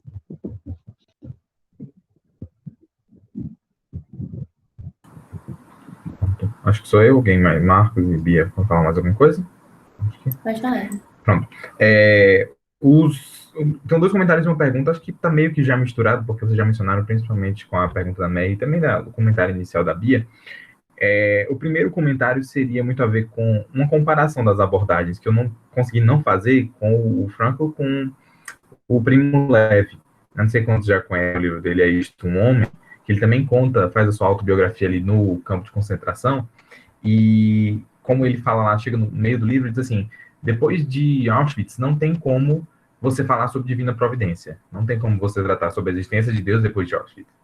E aí de você comparar como uma abordagem da mesma, claro que não é a mesma experiência, porque a gente não sabe, né, comparar o que um passou e o outro não passou, mas de experiências pelo menos ali iguais, como que o background que cada um tinha faz diferença ou fez diferença na abordagem e no futuro, né, de como aquela pessoa lidou com a fé e com a sua espiritualidade.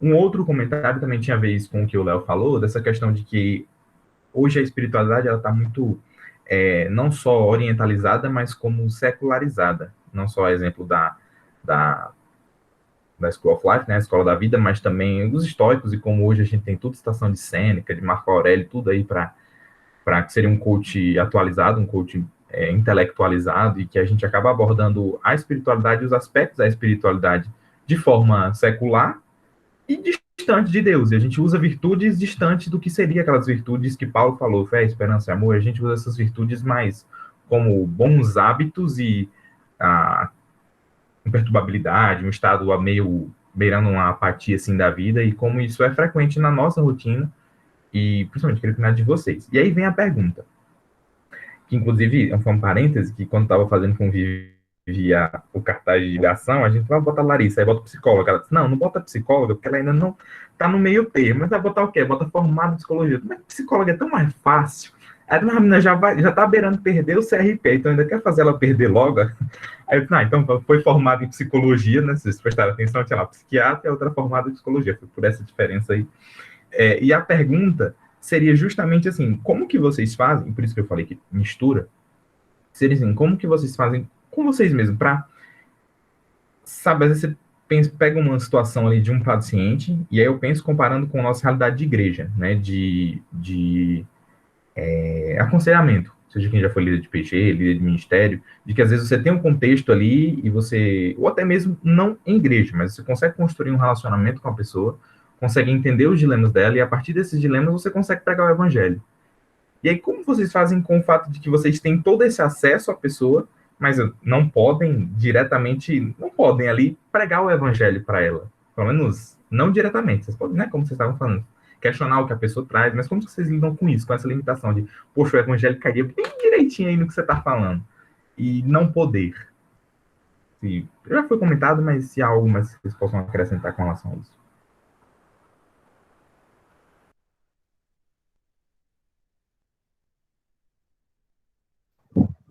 Pode falar isso.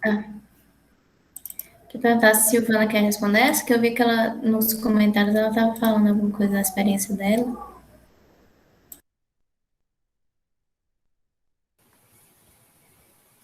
Quem? Pegar bom, né? Não, eu estou aqui pensando, eu tô com mais perguntas que respostas. Porque eu lido com... Boa noite, pessoal. Estou aqui só na escuta, tá bom? É um prazer aí ver a Larissa e o Marcos falando sobre o tema.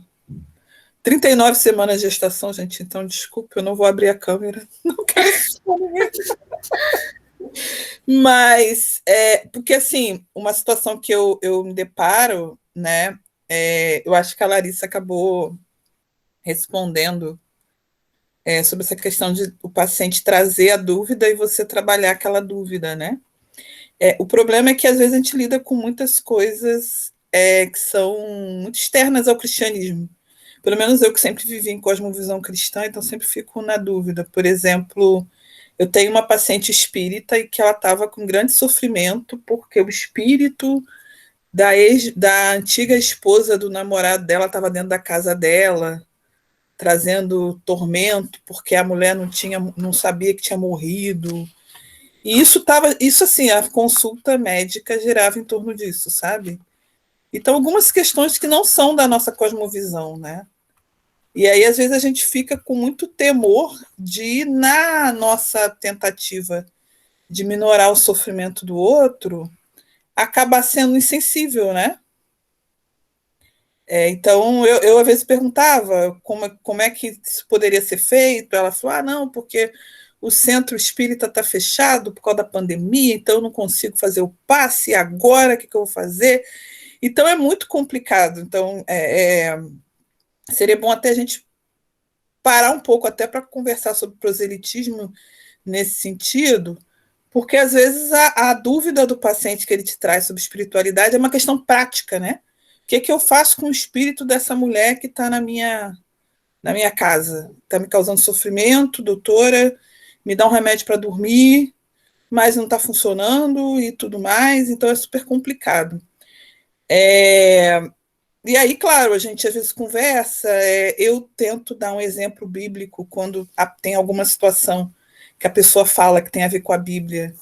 Por exemplo, questões envolvendo perdão, né? Eu conto uma história da Bíblia e tento usar aquilo como exemplo, como fosse um quebra-gelo, mas às vezes a gente fica meio que andando em ovos, né? Pisando em ovos, porque a gente tem a formação muito preocupada em não ser invasivo com o paciente, e ao mesmo tempo a gente tem aquela sede de falar, de quer contar. Agora, já aconteceu comigo assim, paciente no leito de morte, assim, mecanismo de morte em curso, aí eu perguntar para ele quem era Deus na vida dele, se ele estava preparado para encontrar com Deus. Aí eu já fui mais uma coisa mais incisiva, sabe? Mas isso é uma coisa que eu faço assim com uma certa insegurança até. Seria legal a gente conversar mais a respeito, não só insegurança porque você não foi treinado, mas porque a gente está sozinho ali naquele cenário, né? É diferente quando você está em grupo, está com pessoas que pensam semelhantes, né? De forma semelhante, para poder conversar um pouco mais sobre o tema, até para não cometer desvios, que eu acho que é o maior perigo, né? É a gente acabar se empolgando e cometendo aí alguma coisa mais errada. Mas acho que assim, a discussão está excelente. Acho que a dica que a Larissa deu, né, já ajuda muito. O Marcos também já falou bastante sobre. Só queria compartilhar minha angústia com vocês. Obrigada. Acho que se a gente falar que a gente tem muitas respostas também, a gente não vai estar falando a verdade, porque é um assunto muito complexo.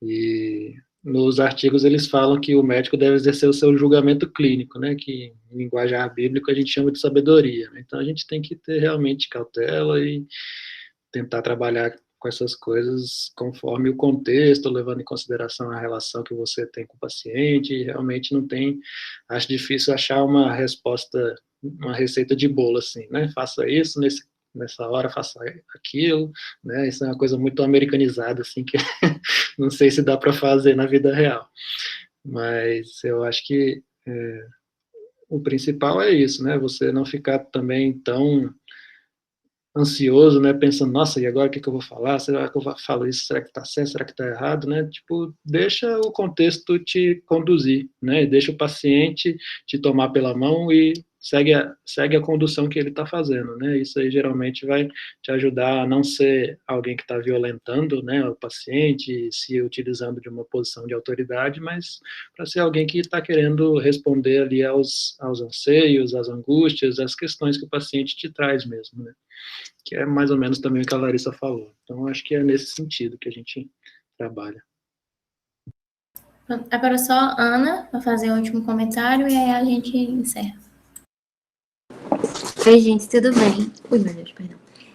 Eu sou a Ana Vitória, eu sou estudante do 8º período, sou da UFPE de Recife. Na verdade, eu tenho uma dúvida, porque eu queria uma receita de bolo. Porque, assim, a gente está num cenário que é muito difícil chegar a um paciente que ele não traga para nós, junto com a queixa física dele, um sofrimento psíquico. A gente até brinca um pouco nas aulas de psiquiatria, que é como se a gente precisasse juntar o Brasil todinho, assim, numa terapia em grupo, para ver se a coisa começa a andar.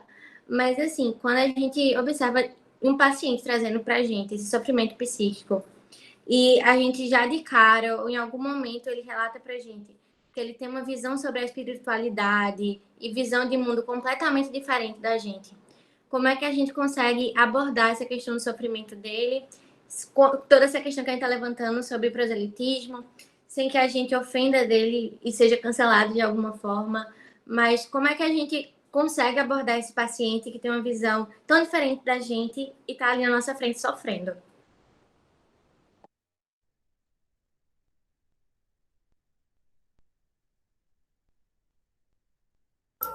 Gente, só uma coisa, se Marcos ou Larissa quiserem falar mais alguma coisa, pode, viu? É o que eu comentei de ano que era das inscrições, mas fiquem à vontade, se vocês quiserem acrescentar mais alguma coisa, fiquem à vontade, viu?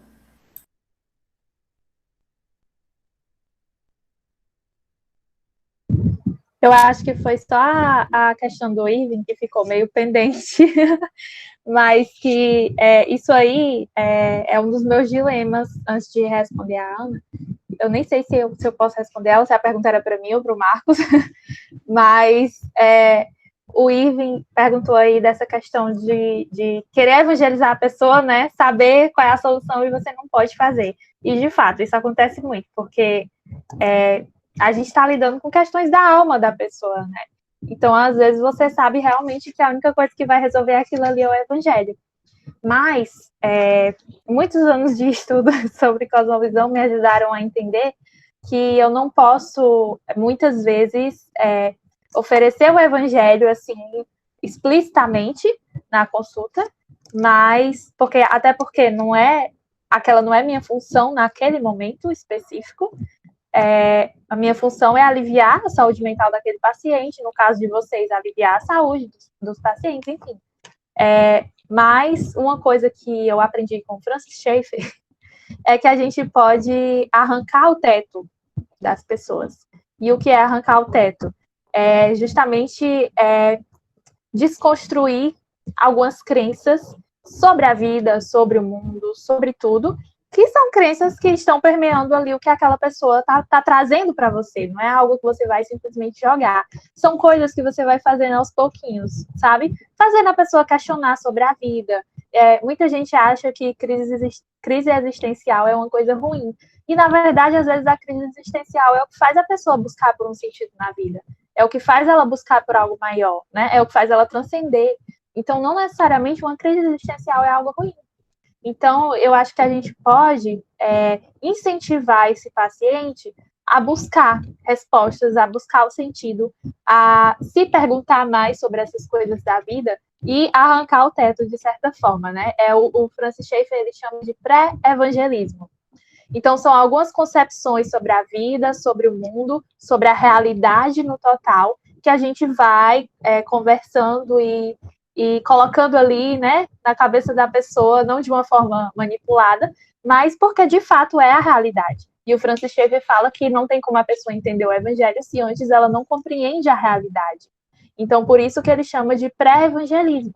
É algo que a gente faz ali como se fosse preparando o terreno para o evangelismo, né? A gente nem sempre pode chegar e ser um missionário lá na consulta, mas a gente pode arrancar esse teto, né? A gente pode questionar algumas crenças do paciente sobre o mundo que poderiam impedir que ele, de alguma forma, estivesse mais aberto para receber o evangelho, né? Então, realmente uma coisa bem... É uma sementinha bem implantada antes para ver se ela cresce depois em outra oportunidade, que nem sempre nós vamos ser os agentes, mas Deus pode usar o meio que Ele quiser para que essa semente cresça, né? Se assim for a vontade dele.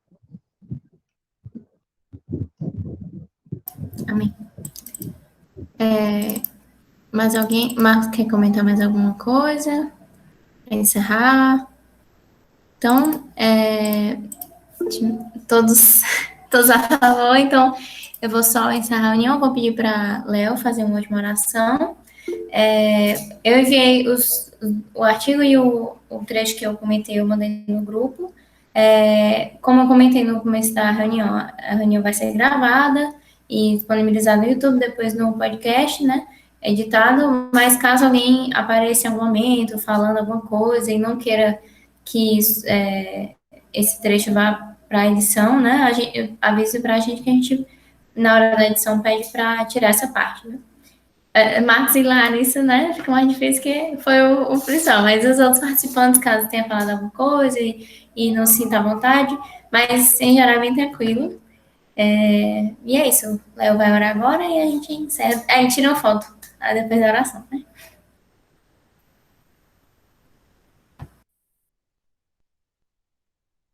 Não tô te Sem som, né? ouvindo. Alô? Agora sim. Não, eu falei que a gente coloca a voz da moça do Google fazendo a pergunta no lugar da pessoa. Pra ficar... Ele tá no de novo. Sem som de novo, acho que é o fone. Acho que é o fone, não tá muito. Alô? Então, É um mau contatozinho, mas acho que se segurar num jeitinho fica. Pai amado, Senhor, em nome de Jesus, eu te agradeço por essa reunião, eu te agradeço pelo tempo que a gente pode ter aqui para realmente desfrutar do teu conhecimento que vem através dos teus filhos. Senhor, obrigado pela vida do Marcos, da vida da Lara, Senhor, que estiveram aqui conosco, desprenderam do seu tempo muitas precioso, que muitas vezes cheio de tarefas, cheio de coisas para fazer, mas se desprenderam um tempo para poder dedicar para a gente, se preparar para essa reunião, estudar, estar aqui e se expondo também, Senhor, para responder perguntas, compartilhar de suas vidas. Obrigado por esse espírito de ousadia, por esse espírito de amor que o Senhor concedeu aos dois. Te agradeço pelo tempo que a gente pode ter aqui, que mesmo que seja à distância, Senhor, obrigado pela comunhão que o Senhor tem desenvolvido através desse grupo, o Senhor tem feito com que a gente cresça, que a gente, não somente em número, mas também em profundidade de relacionamentos. Te agradeço para que a gente possa continuar crescendo e possa continuar sendo usado, Senhor, para honrar o teu nome e glorificar o teu nome nesse país, Senhor. Através da medicina, através da teologia cristã, Senhor, também através da psicologia, que hoje a gente trouxe um pouquinho para fazer uma interação. Então eu te agradeço, Senhor, em nome do Senhor Jesus Cristo. Cuida da gente e nos abençoa nessa noite. Amém. Amém. Todo mundo ligando as câmeras. Deixa eu ver aqui.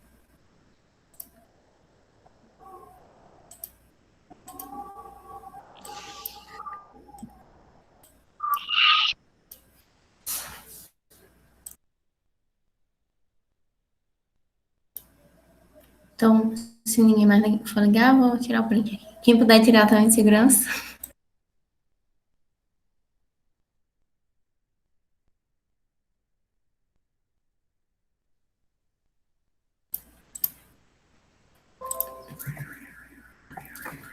nenhum no grupo aqui. Gente, muito obrigada pela participação de vocês, em especial Larissa e Marcos. E aí, em breve, a gente vai divulgar aí nossa próxima reunião. Continuem orando pelo grupo e contribuindo. Sempre que tiverem alguma sugestão, podem falar com a gente. Deus abençoe vocês. Boa noite, pessoal. Tchau, gente. Boa noite. Obrigada pelo Boa convite. noite, gente. Amém, boa noite. Tchau, gente. Boa Obrigado noite. também. Boa noite, Silvana. Boa sorte aí no finalzinho da Professor, muito gestação. obrigada. Boa noite a todos, boa noite, Deus abençoe. Amém.